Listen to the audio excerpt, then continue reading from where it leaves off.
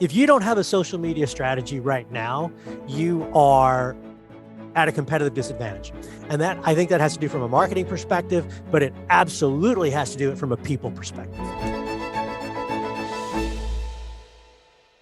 Hello, everybody. I'm Scott Pieper. I'm the CEO and co-founder of Mobilization Funding, and you are listening to Construction MF'ers podcast. Today, I have a great friend of mine and a repeat guest on the show, Wally Adamchik. He is the co-founder and owner of FireStarter Speaking and Consulting. I think a lot of you who don't know Wally should, and I'm excited to bring him here. Today, he and I are going to speak specifically about a very special project he does only once every 2 years, amongst many other things. Wally, how you doing? I'm doing well. Stoked to be with you again. I don't know how many repeat guests you have, but glad to be back and really looking forward to it. I know we had some great conversation last year, and I think we'll cover some new ground today. We did. And you know what's funny? I get feedback from you all the time, or on you all the time. People I'm talking to like, oh, I love the episode you did with Wally. I love what he said about this. I love what he said about that. And then they have seen the stuff that you and I have shared back and forth just on LinkedIn. I think you do a great job supporting us, and I try to do the same for you. And I just think it's our networks are they cross over. They're very similar. It's not often at all that I'm talking to somebody and they like, oh, how do you know Wally? Or I see that you and Wally are connected, and it's cool. So I appreciate it. And meeting on LinkedIn was cool. That was my and isn't that interesting? And I think I know your listeners are looking for value, and I think there's value in LinkedIn these days.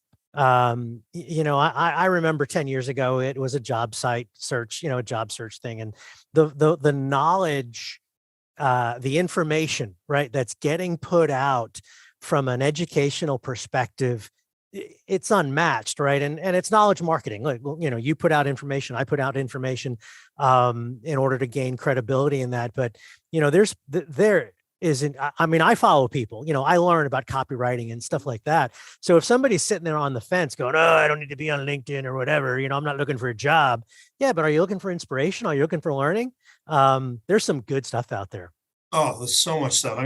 The amount of education I've received from LinkedIn and even other social media is incredible. I find it, I'm on there all the time and I'm constantly reading and just keeping up with people. But even if for nothing else, just developing and finding new customers, new relationships, communicating who you are in an efficient way, which a lot of people, myself included, it was hard for me to do. I didn't do it at all for many years, actually. And communicating who I am and more importantly, who I'm not actually helped me more than anything else for people to reach out, because nobody wants to be sold something anymore. They want to be like, bothered. So you don't want to do this direct marketing stuff, which I never was a fan of anyway, but people do want to know who you are.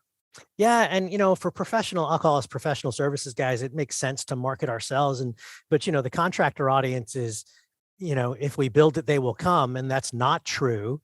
And I saw a post yesterday, I think it was Jonathan Core who had it, about the levels of, the kind of like 101 is project announcements and a job site photo, and taking it to this highest level of, interaction from your own employees and all that stuff. So incredibly fertile ground for the contractor to shape perception and build brand on LinkedIn. And again, I don't need to.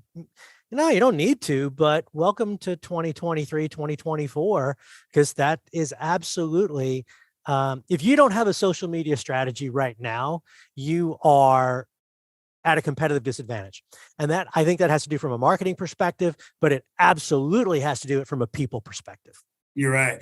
It's funny. I tell people that all the time. I say, you don't have to do social media at all. You really don't. But you don't know what you're missing out on either. And you don't know how much easier and better your life will get if you do. Yeah. And I'm a perfect testament to that. But what's funny? LinkedIn is great because it's going to jump right into what I want to talk to you about as it relates to your project. So people in construction, every other year, you do a research report, your own research report with your own analysis and your own details. And you are cordial enough to share that with me. And I read the entire thing, and I've found this to be fascinating. And really, I read the people in construction report, and I've read the Gallups and the data, and honestly, I get a lot from them, but I don't necessarily appreciate sometimes how they court it. And I don't know if they're even accurate. But what I found yours to be was really in line with the sentiments that I see and hear from exact customers, but in a more streamlined approach and in lane, I would call it. Yeah. So tell me, why do you do this project and what are you going to do to share it now? Yeah, a couple of things. So 6 years ago, I think ish, all the research comes out, right? The Gallup research comes out, the AGC research comes out, and all these pieces of research come out, and the headline is there's a labor shortage. Tell me something I don't know, right? I mean, like this is news, but this research comes out and it says there's a labor shortage, and I'm saying, okay, why is there a labor shortage? Is this industry that bad? So I started asking folks and, sent it out to my database and the world on LinkedIn. And, 6 years ago, a couple hundred people responded. And the nugget is, this is a great industry with great people doing great things. And then, the flip side of that is Gallup comes out and says, whatever percentage, 50 something percent of people or 80%, whichever stat you want to use, are disengaged at work. And I just called BS on it, because it wasn't my experience. So I went and got the data, and my data in the first report 6 years ago told a different story. And they didn't even begin at the beginning of, I was at World of Concrete January of 2023, and there was a new wave of all this research about people being disengaged at work. And I got 500 people in the audience. I go, how many of you like what you do? A majority of the hands go up. How many of you are, look, your boss isn't here. How many of you are actively looking for another job? Very few hands go up. Now, that's not exactly, hardcore research, but just anecdotally, I didn't want to fall for the hysteria that and it's wonderful research. And like any research, it begs the next question. I didn't want to fall for the hysteria of people are disengaged. Okay, there's a labor shortage. Why and what can we do about it? So that was the genesis of the research. Well, by the way, that philosophy, I wish everyone adopted with the news media as well. And it took an extra step in the right direction. Didn't just believe everything that's out there. But, yeah, but that's the key. And I think, what, you just honed in on it. That's exactly what I noted in your report and how you glanced at it. So I'm going to give you one example.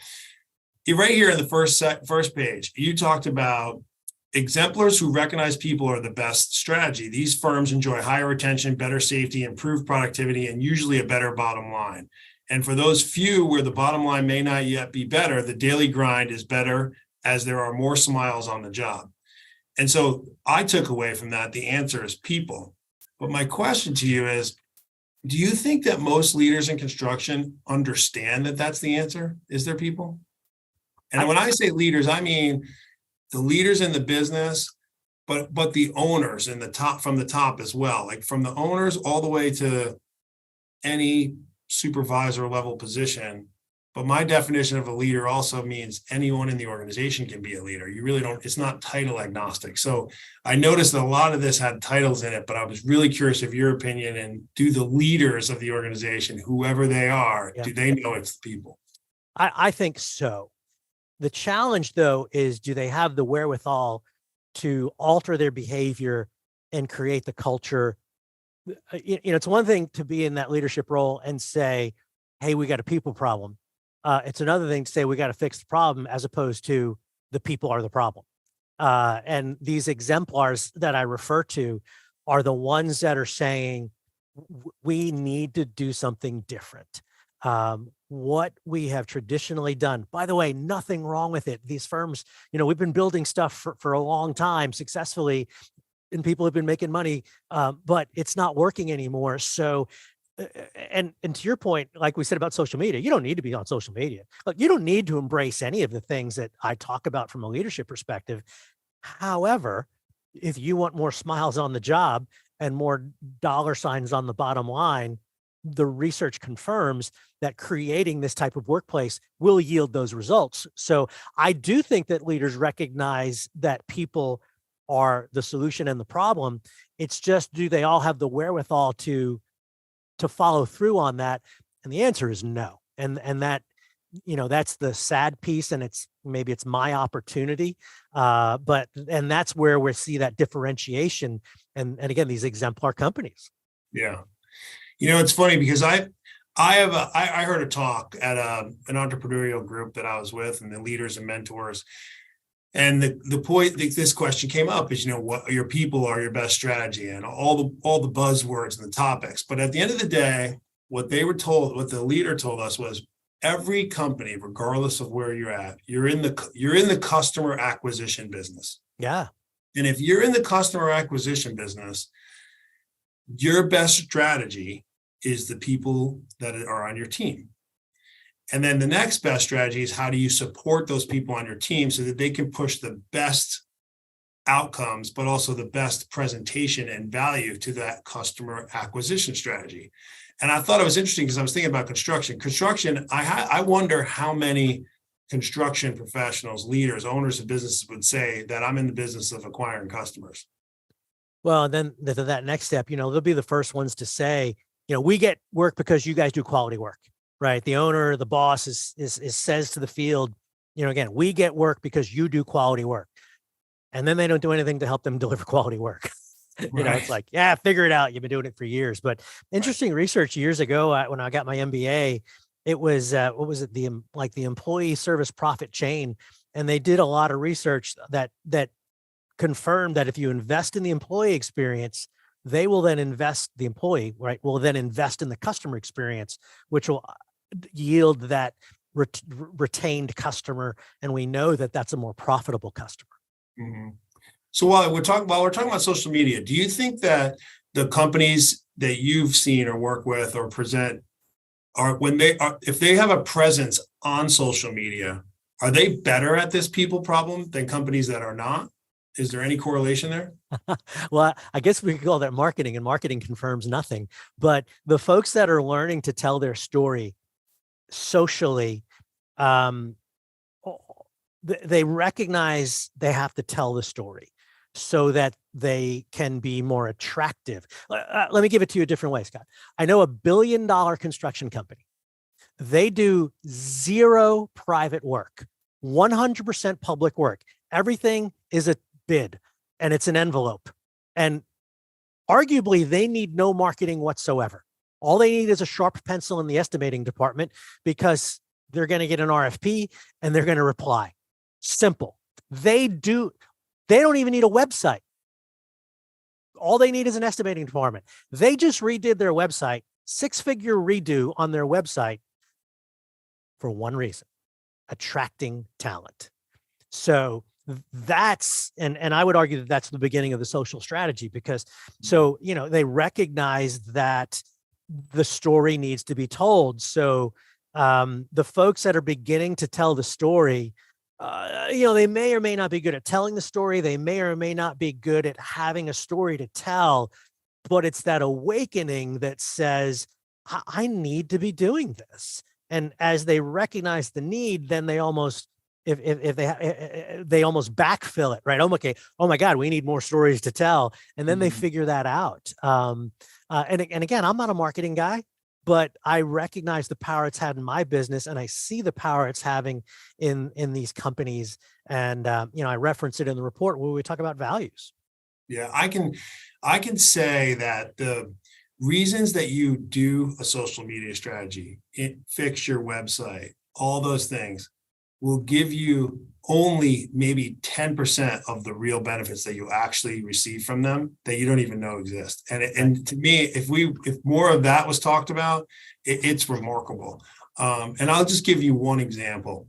As a salesperson, my whole life doing presentations and having conversations and making calls, it's exhausting sometimes, right? You don't want to. You have to pour into every call the same way, and you do. But at the end of the day, you're human. You just can't, right? So you're not going to be the same all the time. Sometimes you're going to have great presentations and days, and other times you're not. But what I can tell you is, when you get on social media and you talk about who you are and what you do and how you do it, and you do it consistently, you have no idea how many people are actually watching that on a consistent basis. And then the next time, after 3, 4, 5 months, you'll get a phone call, and the person will call you and say, "Hey, Scott, So glad to meet you. This is amazing. I have the perfect project for you. I've been listening to all your stuff. I've watched you do this. I know that you need this, this, and this. I know that you're not good for this, this, and this. I know that you guys work best in this, this, and this scenario. I'm finally there. So let me show you what I have. Like the efficiency of that conversation from the hours that you invested into social media not only gave such great value to that person that called you, but it 4, 5, 6, 7 months later or years, whenever they do, that person does call or who you never know is paying attention. They have such an awareness of what you are doing that it makes it so much more efficient and easy for you. And I can take hundreds of those calls every day versus, oh man, 20 that you never know if any of them are going to be there. Yeah. Ding, ding, ding, ding. It is amazing. We talk about pre-qualifying, a prospect. Well, we get qualified too, right? As service providers. And you're absolutely right. By the time, and this is not obviously every scenario, but it is not unusual now to get a call and to get a customer or a prospect saying, oh, I've been following your stuff for days, weeks, months, years. You're what we need.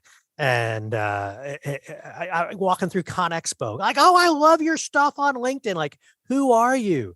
Yeah. I was in, and again, I don't, a $10 billion contractor, their HR officer, the CHRO said to me, God, I love your videos. Okay. Yeah. I'll keep them. That's good enough for me to keep them coming. You know what they're really telling you is, I love what you're saying. I agree with it. I understand it. I've even used some of it. Matter of fact, I've been in conversations and I've taken little tidbits. The way you articulated it really helped me and I utilized it. And then I received positive feedback. So I came back to your videos for more. And so it comes off like I like your videos, but what they really like is what you're saying and the content. Right. It resonates with them. It makes them feel good. They've used it before. They trust you. They understand that what you're saying is genuine and honest. And they've actually validated that out in their real world experience. Yeah. And it's funny from a sales perspective, we're always like, we start to ask the question, right, to qualify the prospect. And they're like, oh no, our decision's already made. We want you. And it's like, oh, okay, well, just send us a proposal. I'm like, well, can I ask you a couple of more questions just to make sure? No. But I'm like, well, can it's amazing what that, how people get to know you. And that's this whole concept of knowledge marketing, information marketing. And look, there's a science to it and there's work to it, but I'd rather be thinking through that than doing cold calls, or responding to, a list I get from some convention I attend. It's pretty powerful. I was trained the exact opposite way. I was trained to, when someone picks up the phone, you start pre-qualifying them. Well, think about it. I always now take it from the customer journey. How many people like to be pre-qualified? Zero. How many people know they're being pre-qualified when they get on the phone and pick it up? All of them. Yeah. And so like you're starting off just in the wrong boat. And so that shift for, I think, business and construction, especially any company, is really where social media can improve your and increase your value to your organization. Those are the things you'll never have an awareness of until it happens, so to speak. Unless you just trust you and I and what we just said, then you're perfect. Yeah, go for it. But and again, you think about it, you can play big, even if you're not. You can have a wonderful brand strategy, positioning, credible content going out there, and look really good. And how else do I so here I'm a $30 million guy. How do I differentiate from that $200 million guy, which is maybe better qualified to do the work because they've got more resources and more experience on their resume? Well, if I'm telling my story, but the 200 million isn't telling the story, I get the points for it. So everything to me in business comes back to ROI. Is it worth it to the business? And to the majority of your listeners, my answer is an unqualified yes. And it's been worth it to my business for sure. Yeah. And where it shows up, Wally, too, is they trust you. That's why you get it. Yeah. So yes, your messaging is good and your messaging is accurate, but your consistency over time and what you're saying and what that person's feeling on the other end, the 30 million guy versus the $200 million guy. Why would the $30 million guy get the job? Because the person that's handing out the job trusts you. Well, Yeah. why do they trust you? Because they have experience with you. They've seen what you say. They've heard what you said. They've seen it consistently. They've seen and watched others interact with you and provide feedback. Maybe people they know, maybe people they don't, but maybe folks that they do emulate or they want to be have experience with you, even if it's on social media, Yeah. that they can give you a crack. And that's what it is. It's the trust. It's not just the fact you're on social media. It's that you're genuine on social media with whoever you are and you're honest about it. And that Yeah. creates trust. Yeah. And Cool. you know, from a people perspective, there's attracting and there's retaining. So, you know, we've been talking about the customer experience, but from the employee experience, look, I don't care who they are, they're going to your website. And if it looks like it's on a template from 1988, you're done. You're disqualified immediately. So, you know, I go back to this contractor that redid their website, you know, for six figures. And not, you know, again, not saying it needs to be a six-figure web, but you know, they made a significant investment for one reason: attraction. And they redid their values and put them in compelling language. That was another thing that I think is a differentiator these days. If you go back, you know, a generation, every contractor, you know, had safety, quality, integrity, and, you know, maybe customer service. And now we're into this values 2.0 world where, you know, you can go to a place and the words are theirs. And look, it says integrity, but they say it in a way that is 100% theirs. Nobody else can mirror it or mimic, you know, and that differentiation, that granularity is foundational. It's a differentiation. So, you know, I sound like a consultant when I go, well, values matter. Well, in a sea of commoditization, it does matter. So that exercise to clearly define who you are has value, again, because it gives you that stability, what I call infrastructure, right? Foundation, if your organization grows, but also as you attract people and as you make the decision to maybe let people go, you refer to those values and you're like, yep, this person just doesn't fit. So the values piece, soft, touchy-feely, incredibly valuable and worth taking a hard look at. You're so true. You're so right. So sticking to that, okay, we're talking about people. One of the things in your survey said that only 88%, when asked, are you happy at work on a scale of 1 to 10, 1 being miserable and 10 being I absolutely love it. Yeah. The average rating was 7.3. Yeah. I thought that was pretty good. I was actually would have probably guessed maybe 6 to 7 based on some of the noise that's out there, which is why it's great to have some of this data. What do you think the reasoning for it being why do you think, I guess 2 questions. 1, why would I think it's actually lower? And 2, why isn't it higher? Well, I'm with you. You know, I feel the same way when I see that 7 point something score, and it's been in that range the 3 times that we've done it. It's come down a little bit, and we can talk about that. I think the reason we thought it would be lower, and I thought it would be lower the first time I did it, is we get caught up in the hysteria of all this research that comes out and makes front page news of employees are watching the clock and, you know, construction sucks and it's dirty and it's messy and all that stuff. And well, that's all true, but it's also a bunch of great people doing great work. And I think we get caught up in the hysteria, but this piece of research at least says maybe we shouldn't believe the hysteria, because if we believe the hysteria, it could be driving us to decisions that are not the best decisions. And really, I hope when people read this report and do the research and read any research report, that it begs the next question. And, you know, what does that really mean? What does that really mean to us? Now, your second question was, why isn't that number higher? Well, it is for the great companies. And, you know, we're taking an average. So, you know, on average, I agree, that's not a bad score. And if you got to start somewhere, I would be, you know, looking to be average and then ratcheting up from there. So there are companies that are higher, but not as many as we would like, I think. Yeah, I guess you're right. It'd be interesting to see if you took the sample size was 100, where 50 of them 4s and 50 of them 10s. That'd be pretty telling, right? It would be. And, you know, we don't ask people to report who they're with, but I have had people say, hey, can we do this internally to the company?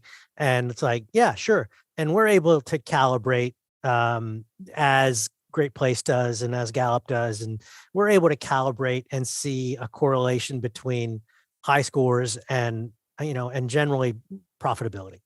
Mhm. So I guess it begs the question, what makes people happy at work? Well, we also can get into the debate of happy, satisfied, or engaged, but we'll skip that conversation for today. But I think the summary would be the opportunity to do good work in a place where I feel valued and respected. So the opportunity to do good work says that I'm getting trained, I'm getting supervised well, I'm getting the guidance, et cetera, in a place where I'm valued and respected, says that there's safety, there's education, there's some recognition of work-life balance, as hard as that is. But that's what makes people happy and satisfied generally. Yeah, I agree. I was in reading that, I thought to myself, we have a phrase here at Mobilization Funding that I talk about all the time. And, if you're going to spend 8-9 hours at work and it's a significant part of your waking hours of your day, people care most about, their family and their health. And, work is sometimes just a function of what you have to do for those other things. Yeah. And then you come across somewhere where it's not, right? It's more or it's less. And so I call it, are you up with my daughters? I used to say all the time when they were communicating, I was trying to figure out how to communicate with them. I'd say, are you filling your sister's bucket today? Or are you draining your sister's bucket today? Does that comment, is that a bucket filler or a bucket dipper? And I was growing. But we talk about that here at MF on our team. We want to fill each other's buckets. We want this to be and that goes with the vibe. What you're doing for your customers, how you're impacting the world, what you're doing for one another. And if you can fill each other's buckets and fill your customers' buckets and fill your network's buckets, that is a great feeling. That will make you happy. If you're draining people or people are draining you, that will inherently make you unhappy. And if you think about it that way and then say, well, I'm going to do that now 9 hours out of my day, you can clearly see how you can either be a happier person or a not happy person with the 9 hours of your workday. And then someone say, are you happy at work? And they're like, no, Yeah. And so I wonder so thinking about what makes people happy, you hit on a couple of big ones. Contribution, feeling attached to something that is doing something good, that makes you feel good, and accomplishing things. And so do you think there's a focus from the leaders of construction that they understand those pieces and are creating their strategies with this data around how they can help their employees be happier through the right contributions? Or sometimes they want to make them happier, but they're actually focused on the wrong things. I think that's again, we talked to, about, people recognize the need for this, but they don't know how to get there. And you're absolutely right. This going the wrong way to get to the right thing, well, you're not going to get there. So, but there's some old school mentality. There's some fear. That we all have our demons and, oh my God, if I do that, I'm going to be coddling them and I'm going to be lowering the standard. You look through any piece of thing I've been saying in 20 years of speaking, I've never said lower the standard. But it's a combination of, strategy and tactics, right. And aligning those. And that's where education, and I think that's where outside expertise, like you and I are able to bring sometimes and help people see that different perspective, and help people get to where they want to get to. And that's that value of outside perspective sometimes. So another thing in here, it talked about, trying to solve the employee problem, keep employees, bringing on new employees, and the implementation of an employee referral program. Oh, what was your general opinion on this? I mean, it talked in here specifically, the problem with most contractor referral programs is they pay too little, take too long to pay, and people just simply forget about them. Yep. I can tell you in the medical device business, that's the general theme too, for the most part. Why is that? And I have some thoughts and I want to say on that, but I really like to understand where you're coming from on that. Well, and a decade ago, I did some pretty heavy research on this and presented on it a little bit. So I became a fan of it. But so, and let me back into your question. So if you put an ad quote in the paper on Indeed, on LinkedIn, whatever. What's the objective of the ad? The objective of the ad is to get someone to apply for the job. Correct. Which means then they will go through a process where we will vet them, interview them, and then hire them or not. What's the objective of a referral program? Well, I think it's to get people to interview so that you can vet them and then hire them or not. However, when you put that ad in Indeed and they charge you, I don't know how much,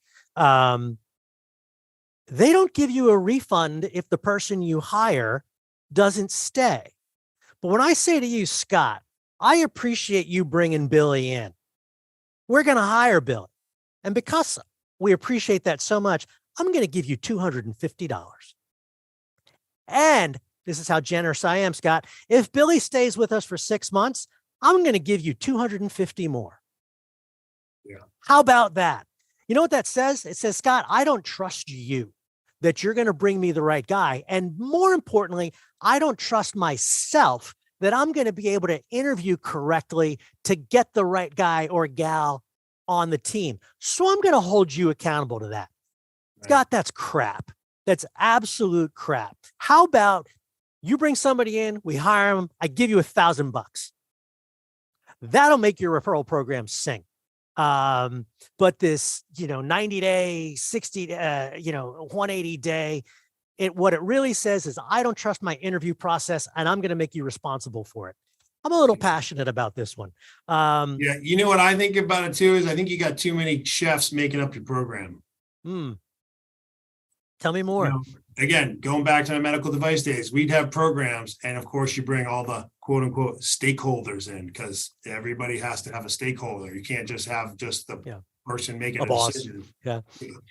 And so HR would want one thing. Finance would want another. Why is finance in the employee referral program? I have no idea, other than they got upset one day when they were left off some years ago, right? Do they belong in the employee referral program? Who knows? But all these people put their little tidbits on it, and then everyone wants to get out of the meeting, and they come up with this watered down program, and they lose the focus on what the real point was. And I think that's how you end up with that. I have a little different spin on that. I'm curious to get your opinion on this. I think if you focus on price over value, you're going to lose on price every time. I think if you win on price, you lose on price. We hear all that all the time. But what if you just had a great organization where everyone was happy at work? They were fulfilled. They were challenged. They were trained. They felt safe. They felt part of something. They knew they were loved and cared for. They knew that their customers were loved and cared for. The whole company and the people there were filling their bucket a lot more than they were draining their bucket. Do you think they'd want to bring people to the organization for that reason or for $1,000? Well, clearly. And when you look at places that are best places to work, great places to work, et cetera, they have more applicants per opening. So there's interest there. And they do have more referrals per opening, and there's some data that'll show the referral is a better hire. So yeah, no doubt about that. But the fact is we need people. So the best source of new employees is current employees. So let's take some of those dollars that we're already spending on recruiting or advertising, and let's disperse it internally. You're right. In an ideal world, we're a great place and people show up, but the reality is we still need people, and a quality referral program is a good way to make that happen. Right. So I agree with you on that. I think you do both. I don't think it's either or, but I think you could make that number $5,000, 5 times as much, whatever the right number is for whatever company you're at. Make it 5 times as much, and your program will still be flat if you don't focus on the other things. Yeah, because what do we say? 88% of people would refer.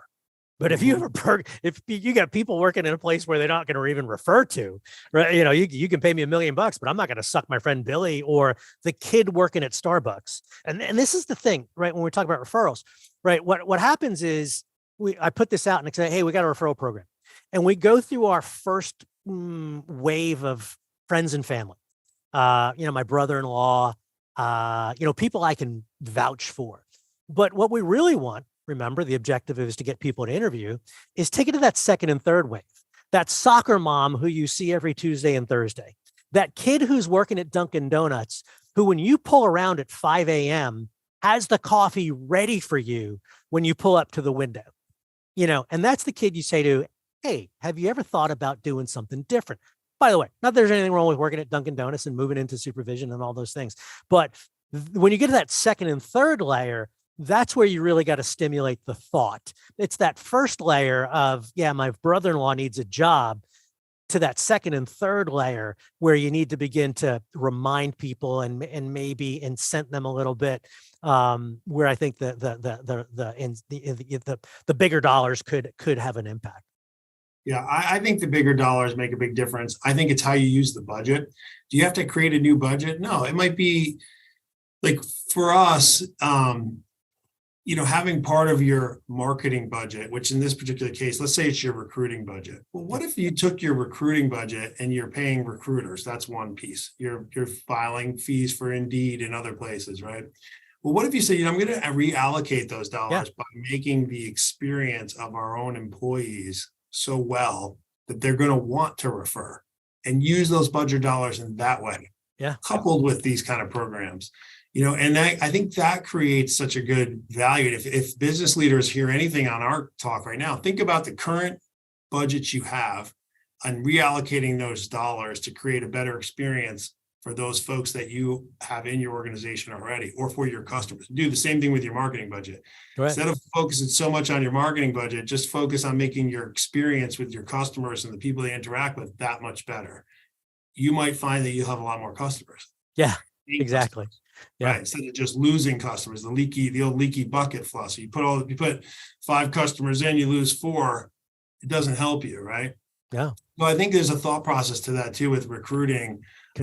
Using your recruiting budget and your retention budget to bring more people in. And you need a payment program like that so that the person that is on your team now does feel comfortable or incentivized to reach out to the person that is in the drive-through that's doing a great job versus just driving on by. That's where the money can come in. But you need to do both. Yeah, for sure. All right, you talked about the value of values. This is a hot button for me. I talk about core values all the time. I think it's the most critical thing to business. Without it, I think you're at such a significant disadvantage. I think if you're out there running around, working hard and continually working hard, but you just feel like you're either working for the same paycheck or you've got a bigger business, but it's just harder and harder, I think you probably should look at those values and how well you're instilled in there. And that's not a knock on anyone. I think you start out small, you grind every day, you should be rewarded and complimented for that grind. At some point you have to shift though, in order to really find value in the different sizes. And so in here, I thought it was great because it said firms are crafting new and truly unique ways to guide their people. And that's awesome to hear because I think it leads right into more happiness at work. So tell me a little bit about the value of values as it relates to this study and what people are doing. Are they focusing on it? Well, and we touched upon it earlier where I said it used to be that safety, quality, integrity thing. And now it and generic, it was vanilla. And vanilla is a good ice cream, but it's not differentiated. So, the strawberry raspberry crunch and the rocky road get your attention when you're going down that line at the ice cream store, right? So that compelling, differentiated, unique set of words that only can describe your organization. And again, we're just seeing more of it. This recognition that we are special. We do have a story to tell. Let's tell it in our own words. How do you do that? You get 10 people. You describe what the best people in your company look like, and then you distill that down. You've got your values. And that becomes directional. And what do leaders do? Leaders set direction. It becomes aligning. People are able to look at the values and then align to them and go, this is how we do things here. So, here's my favorite definition of values. I was in the Marines. Marines have a very clear set of values. It's a very clear value proposition. The Army and the Air Force have a very clear value proposition as well. I chose to go into the Marines. There are people who choose not to go into the Marines. They made that choice based on the value proposition that was being put in front of them. So now when I walk in the door, I want to be a Marine. The Marines don't have to work hard to make me a Marine because I've already decided that I want to be a Marine. That's what values do, is they attract, they direct, they align. And you know, you go, well, direction, we know where we're going. We align to it. So now you don't have to lead me. I can lead myself. That's the power of a differentiated value set, as opposed to safety, quality, integrity. I can't get motivated about that. Yeah. I bet you stayed in the Marines though, because you found that the leaders lived and walked the walk. Well, there are attraction factors and retention factors as we talk about people. So look, money is an attraction factor. You got to, you know, but people are going to ask, how much are you going to pay me? Benefits, all those things. But that's not what causes them to stay in the long run. It's the cultural piece. And this is where you get to the conversation of folks where they go, I'd never leave this place. Well, I got an offer for 20 grand more. This happened to me a couple of weeks ago. Guy comes up to me at a major trade show, and I just had this conversation, and he oh, I got to tell you. And I'm like, oh, where's this one going? He goes, I hear you about the values and the culture. And a couple years back, I said, F the culture. I'm like, okay. He goes, you know, company came to me and offered me more money. I said, how much more? He said 50% more. I'm like, well, yeah, you know, I think I might say yes to that too. So he left for 50% more money. But then I asked the next question. I said, how long did you stay? He goes, 90 days. I couldn't take it. Yeah. So attraction and retention. Yeah. And as you said earlier, I probably don't have to pay as much. In fact, we can confirm I don't need to pay as much if I have a great place to work. I got to play well, but I need to pay most if I have a great place to work. And you can do, and if you do, here's the crazy thing. If you could probably do better and more, because if you have great employees who are totally aligned, creating an amazing experience for your customers and doing things the right way all the time, you're going to be able to charge more, which means you'll have more margin, which means you can invest more in your employees, which means your life is easier because you now have a highly trained workforce that's on board, has tenure, and is creating such a great brand and experience for your customers that they want and are willing to pay you more to do it. Or you charge the same, but your profitability is higher, right? Because you have this retained, you know, consistent employee, et cetera. So you're better at doing the work. So yeah, you know, we said it earlier, people are the best profit strategy, and it's absolutely true. But I was encouraged because in the study, it said that 77% say leaders live by the core values of the organization. Yeah. That's one of those phrases where I was really pleasant to hear that, because I would have thought it would have been much lower based on some of the noise you hear. Oh yeah, stick them on the wall and no one lives by them. You know, those core values, they're just there to fill that space at the front lobby. You know, and there's certainly organizations like that, but I was encouraged to see that 77%. I thought that was pretty high. Yeah, and you know, if you want to be best in class, that number is upwards of 90%. So the companies that are best in class at this stuff, 90% of respondents are saying our leaders live by the core values. So it's definitely, it's like our conversation on happiness earlier. The numbers aren't bad, but they're not great as an industry, but they provide the direction and the opportunity for people within the industry, organizations within the industry, to then be great. Like, okay, we're not bad. We're pretty good, actually, but there is an opportunity to be great. And I think that's part of the message in the research. Yeah. So let's say someone is watching this now and they want to think, okay, you know what? You guys can convince me. I know I need to have core values. I know I need to, people are my best strategy. I know I need to instill a good employee retention program. I'm going to start making these changes. How do you go about making that change? It's so overwhelming. I have this insurmountable hill to climb. Do I just whip the Band-Aid off and bite it all at once, or what's the best way to do it? You're right. It's the awareness piece, you know, first and foremost.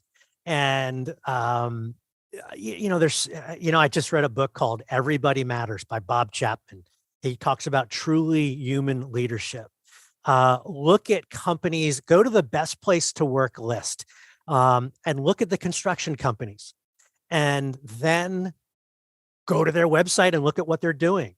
You know, the Great Place to Work Institute, every year they list these great places, And, it's not like you just anoint yourself. I mean, it's a pretty, high bar for a company to become a great place to work. So, and then go look at their programs and look at their policies. Because here's the thing, I'm going to assume that you really want to go in this direction. So, and it's not just some, manipulative thing. Because if it is, your people will figure that real quickly. But just go look at the great people that are doing it.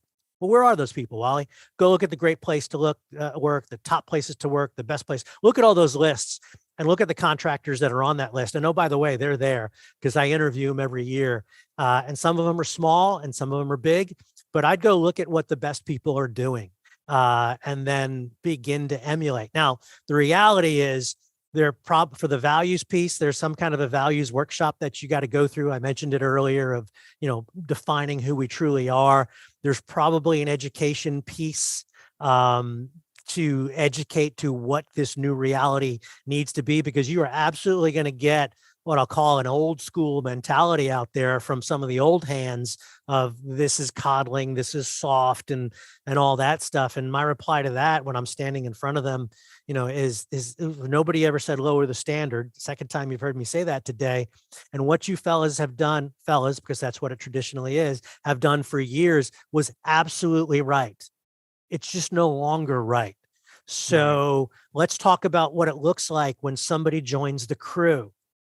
And we get to this concept called significance. And we've talked about this one before, but how about rather than treating that new person like they're a leper and making them feel insignificant, which is how we traditionally treat new people. Once you prove to me you're worth a damn, I'll let you in. Well, how about we invite people in and make them feel significant? So educating around the behaviors that help people feel like they matter. Some semblance of work-life balance. Look, it's construction. There's going to be long days and all that, but recognizing why that matters, creating opportunities. You said earlier, people spend, 9-10 hours a day at work, creating opportunities to have relationships at work, friendships at work, those kinds of things. Axe throwing is great, but only do it if you've got good culture first. These team building things. If you got to build the team before you go do team building activities. Team building activities generally don't build the team. And look, it's hard work, man. Like leaders have a lot of work to do too, and they have certain roles and responsibilities. So like, it's so easy to say, but I want to make sure that, because I know you know this, and I want to make sure you and I say this out loud. It's hard work. It is really hard to instill culture and core values. It gets easier because what ultimately happens is when you're making this change, it's hard. You have to lead the way. You have to consistently do it. You don't need new messages over and over again. You need the same message over and over again. You talk about change initiatives. Yeah, just stay the course. Bring it up in meetings, implement the new thing. There's so many cool strategies and ways to do it. And I'm sure many of them can share. I'd be happy to do that as well if someone's listening to this and they want to know some thoughts. But the one thing I thought was cool is it says under change in the study, it says trying to change too much too soon dooms your change efforts. It is far better to fully wrestle one to the ground, get it right, ensure it has struck, and then move on to the next one rather than hope for the best with a bunch of poorly aligned efforts. Perfect. It reminds me of business school when they said, I'd rather take a bad idea executed to perfection than a great idea poorly executed. Yeah. And that's it exactly. And, don't take on too much if you can. Maybe just implement one thing and then just create the strategy over a 6-month period of implementation. Whatever is comfortable for you as the leader, you'll be surprised. Time goes by fast. Just implement it, nail it, implement it. And you just realize too, you're not going to make everybody happy. No, but if you're there to talk to them while we're initiating and going through this change, they may not be happy, but they'll understand it. And personal selling, leaders out there saying, Scott, this is why we're doing this, is the most compelling way that we move change forward. It isn't the mug with the fancy logo. Yeah. And you know what else too? I thought this was great. They definitely read this in a book and I've heard along the way and I've put it into practice myself. As the leader of an organization, your team is going to follow you. A lot of times I think, and I made this mistake a lot, I thought that I had to sell the team and they had to believe me and what I was saying and all that. And they do over time, but they don't at first. But what they do need, they need to know that you believe it. They have to know that you believe it. If you believe it and you're telling them and you're walking the walk, they'll come along with you, even if they don't necessarily believe exactly what you're saying at the moment in time. And that is the critical piece for a leader, I think, to make sure they understand when you're trying to jump into this. If you say, damn it, I'm going to forge this business into the greatest business on earth for these reasons. And 2 years from now, we're going to do this, and this, and this. And here's how it's going to happen. And here's why I believe it. They may not see that right now based on the change efforts you're going to have to make. But if they think you believe that, and then they watch you over the next days and weeks and months, take different actions and different paths, they'll get behind that. And then that wind will be the wind that will be the wind at your back, pushing you along as the leader. Yeah. And that place you get to may not be that exact place. It may be short of it, or it may be beyond it, but it's going to be a different place. It's going to be a better place. Right. And let's face it, isn't that what we're all signing up for? That my life is just a little bit better, and work is a significant part of my life. Right. And that path is the path of winning. Who on a team doesn't want to win? Oh my gosh. Right. You get into that conversation, and you talk about sports, and there's only one champion every year. We admire it. In construction, there can be a champion every day, right? Because we're running projects every single day. You got a company, they're running 5, 10, 15, 50 projects. Every one of them can be its own champion. We beat margin. We had safety. We did all of those things. Now, the question is it margin or is it markup? Yeah, exactly. Right. So we can have champions every single day. We can beat production every single day. If we're sharing that information, telling people we trust them, et cetera. So yeah, winning. Absolutely. But the unique thing about us is we can win, daily, weekly, monthly, as opposed to, we lost the championship game. There's so much opportunity. And as leaders, you can create opportunities for people to win. Yeah. You don't it doesn't have to be you won at the end of 2 years. Like you said, you can win every day. Hey, did you hit your margin goal this month? Or, hey, did you guys get to your production schedule today? Exactly. Did you hit the daily goals? You won. Great. You win. Boom. Tomorrow's a new goal. You won again. Ed Milet said on a podcast once, and I heard it, he said, winning is more fun than fun is fun. And I found that to be fascinating, because what is fun? Describe that. Well, you can have fun and lose. No one likes to lose. So if you can find ways to win and be fun at the same time, it's a great phrase. Yeah, I guess fun is fun, but winning has a point. Maybe. But yeah, that's what a buddy of mine would call a 2-beer concept right there. Yeah. And, the other thing I thought about change, it made me think about, was I wonder if enough leaders focus on what the lifetime value of a customer is, or a relationship is, versus just the transactional nature of it. For example, just take a construction site. There's tension between project management, subcontractor, superintendent, other subcontractors. If you can instill the lifetime value thought process into your head, you take that approach to everything you do, you're probably going to end up better off down the long run. And I think too often you think about transactions, especially in sales, but we're focused here on construction, and I want to kind of take it to that dynamic of a construction site, because there's so much tension, right, all the time. What are your thoughts on that? Do people focus enough? Is it even talked about? I just had that conversation about 3 hours ago. It was 9 a.m. my time, and I see the phone call coming from California, and I see the caller ID. I know who it is. It's the president of a $350 million company. And hey, Billy, how are you? It's good. And what are you up to? And he goes, well, I got one of my area managers I think you need to work with. And tell me more. And he says, look, he's a pit bull. He makes us money, but Wally, I don't need a $10,000 change order. I don't need 100. I'll give the $100,000 away. I'm looking at $50 million in life. And the guy said it exactly, Scott. He goes, I'm looking at $50 million in lifetime value from this owner. I don't need $100,000 from him now. I want 50 million over the next 30 years. So yes, people are thinking that, but what's this project manager get rewarded for?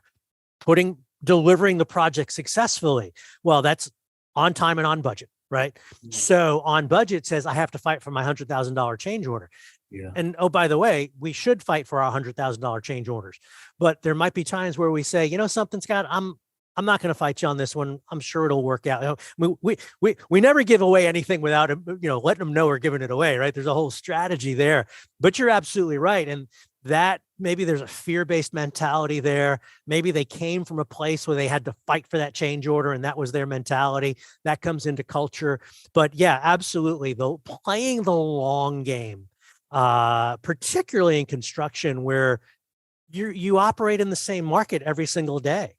You play, let's say it's a 10-week project, you play a 10-week game and then you play another one and another one and another one and another one. You're not going to play the game somewhere else. Now, there are some contractors that do that, but the majority of us are showing up in the same market every single day. And we're running into that person at the AGC meeting, or we're running into them at the high school football game and, wherever the case may be. And, for every one person I hear that says, relationships don't matter anymore, it's all about the bid, it's all about the money, it's the low bidder, blah, blah, blah, blah. I hear two others saying, man, if we didn't have that relationship, we wouldn't have gotten that job. Oh, yeah. In that scenario you described too, that's a little bit of an alignment. But, it's hard. The bigger you get, it's harder to make sure that the right thoughts and mentalities are pushing all the way through the organization. And that's that's a good sign. Yes, maybe they do need some work, but also the leadership needs to say the same old things more frequently, right? So that the people knows it's okay. Yeah. And I said to his boss, the president and his boss, I said, Jeff, have you had this conversation, or do you think you've had the conversation? Yeah, and he laughed because he knew what I meant. There's feedback and there's feedback. Anyway, but we forget as leaders that people have lives. So, and we do too. So when I have a conversation with you and I say, well, Scott, X, Y, and Z, and then you go out and do A, B, and C a week later, I'm going, Scott, didn't we have this conversation? What, are you stupid or something? And you're like, well, no, actually my mom was in surgery that day and I was kind of distracted and we had a accident out in front of the gate and we helped. I had life happen. And how do we acknowledge that, the humanity that we have, and create a learning opportunity out of it, as opposed to Scott's a dumbass, opportunity. Yeah. I think the way you just said it is the right way. You ask first, are you okay? Which leads into mental health too. Are you okay? Is everything okay? Are you just asking those questions too and someone might make a mistake. People make mistakes all the time. Why are they making a mistake? If they make a mistake because their mom just died and they're afraid to tell you and then they hold that in, that's one thing. If they're making mistakes because they make mistakes every single day and you've never coached or counseled them, totally different scenario. You feel okay? Yeah, I feel great. Good. Why are you making all these mistakes? Yeah. What's up, dude? This isn't like you. Yeah. Yeah. And are they getting consistent feedback and coaching and counseling too? Or is it just waiting, build up to you blow, and then you go dumping on them all at once and they think they're doing great? There's a lot to that. Well, 66% of folks responding get feedback monthly or never. So we're not a feedback negative environment. We're a feedback neutral. We don't give feedback. I would rather you tell me I'm screwing up than you don't tell me anything. So right. There, single biggest takeaway, if you've been paying attention, there's so many takeaways in this call. Give more feedback. Give more feedback. And here's the reason why. In the absence of information, it doesn't mean that the void isn't filled. Oh, it will get filled. It's filled. It's either filled by their own person and what their own inner thoughts are, which typically are much more negative than positive. Yeah. Or they think that you think something that you don't think, which could also be negative. And exactly. So the void is the worst thing to do. You want to fill that void with the right messaging and the right framework, whatever the reality and truth is, because the lack of it, that's the biggest misconception, is that leaders think the void doesn't get filled. So if you're taking away anything, just know that you may choose not to do that, but you're putting it at risk on what that person's going to be thinking or taking away from it. Exactly. But you see Scott today, he's in a bad mood, man. And I heard we didn't get that contract. We're closing the company, clearly. No, Scott had a flat tire on the way to work. His mom died. He's upset. He had a good day. Exactly. Yeah. The last thing I want to talk to you about this study, and I thought this was really interesting. I'm going to read you a quote. Flourishing is the product of the pursuit and engagement of authentic life that brings inner joy and happiness through meeting goals, being connected with life passions, and relishing in accomplishments through the peaks and valleys of life.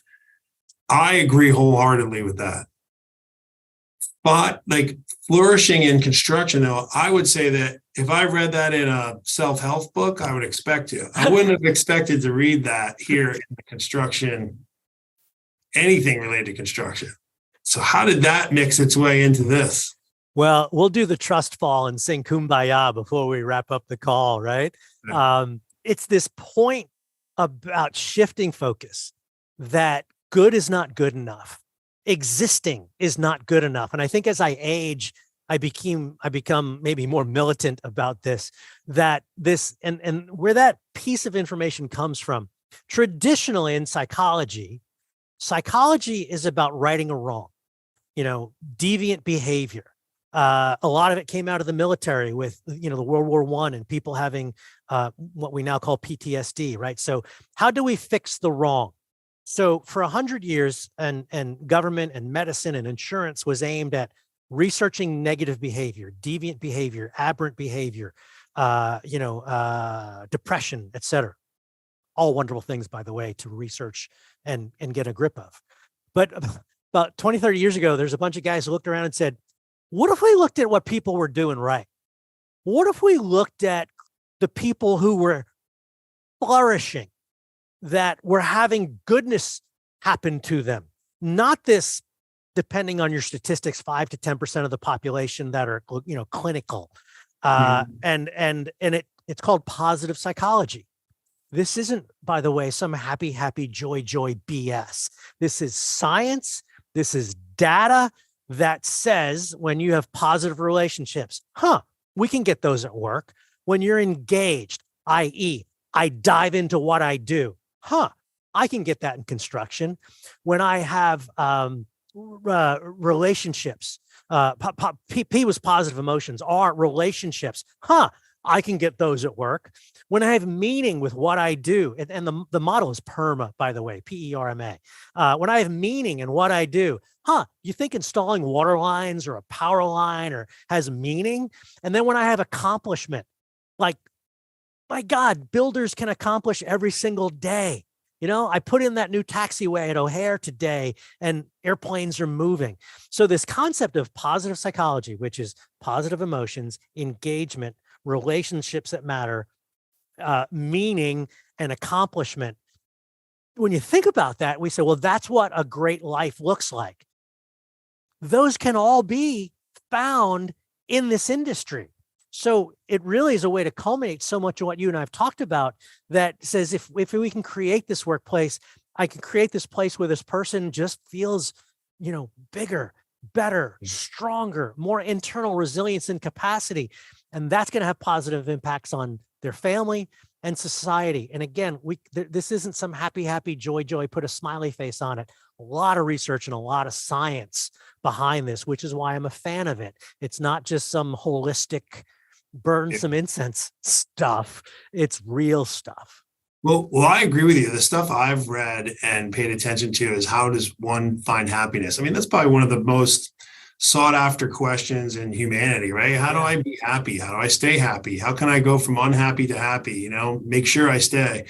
And, accomplishing hard tasks, it's contrary to what you might hear in common media or normal day life, work-life balance, or find your happy place, or just words of affirmation and look in the mirror and tell yourself you're awesome and you're beautiful. If the person doing that don't believe that, you actually know what's true. And so what makes someone happy is actually keeping the promises to yourself. Things you say you're going to do, you do, and accomplishing hard tasks. And too often balance, or the seek of making it easier, therefore you're going to be happy, actually increases your stress and is confusing. And I think your 5 points, PERMA, make that exactly. And accomplishments you wrote in here, I can win at work. Well, that's accomplishing hard tasks. Yeah. I have fun and enjoying being at work. Okay, great. But it also is tied to I'm going to accomplish things. I'm going to do something. I'm not just going to have fun because I'm there.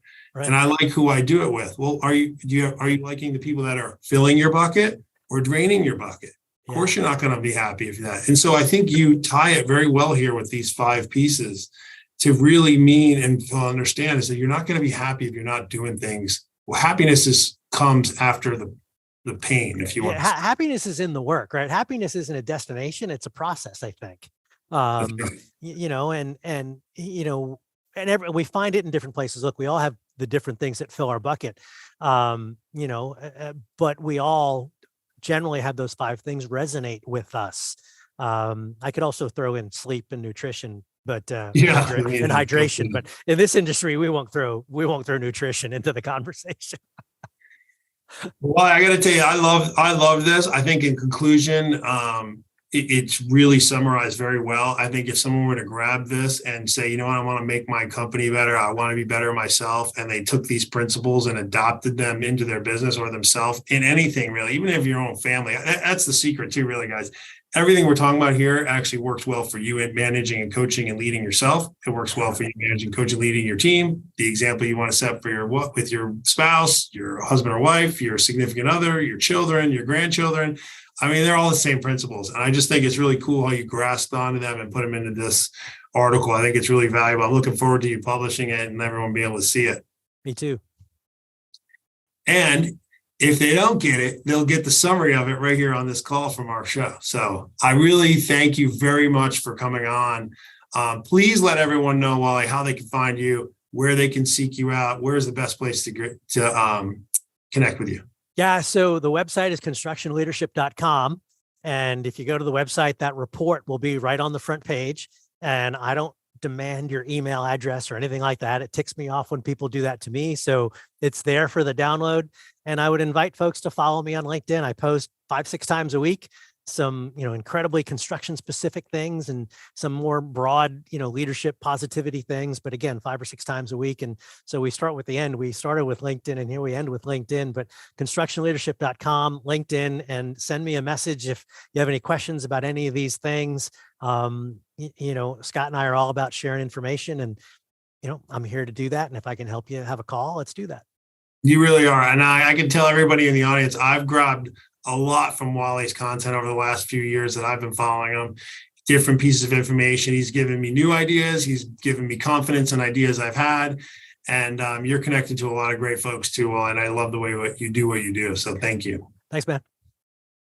All right, everybody. This is the show. If you liked it, if you could share it, that would be greatly appreciated for both Wally and I. You can find us both here on LinkedIn. You can find us both on our websites. Everything is in the show notes. You've come to the Construction MF'ers podcast, and please have a great day and God bless you. Take care.